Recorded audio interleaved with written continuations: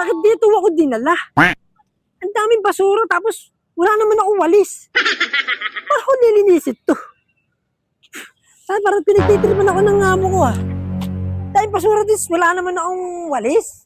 Wala rin. G, Oy G, bakit? ano nangyayari sa'yo? Ba't nagtutupad ka? Bakit? Wala na ba yung pondo? Maingit dyan. Yung punto kasi, naubos. Huwag kang mag-alala. Magbabayad naman ako sa'yo pag sahod ko dito eh. Eh bakit? Saan mo dinala? Magbabayad lang ako. Ah, siguro kay Inday. No, sa bakery? Ano? Huwag kang maingit dyan baka. May bubulyasin mo pa ako eh. Iingat nga ako. Baka may malaman dyan na may asawa ka na Inday na nagtatrabaho sa bakery. Kung naman, Hindi, pang nasusumbong kita. kita. G. Uunahin agad kita pag sahod ko. Ha? Iniwala ka lang sa akin, ha? O sige. Tumatapang ka porkit may atraso ako. Tangina mo. Pag natapos yung pondo ko, tapos ka sa akin. Ano mo? Dati ka bang ulol? Ha? Ano mo? Busado ka. Tangina mo, nanaman talaga ka? Ha? Ha?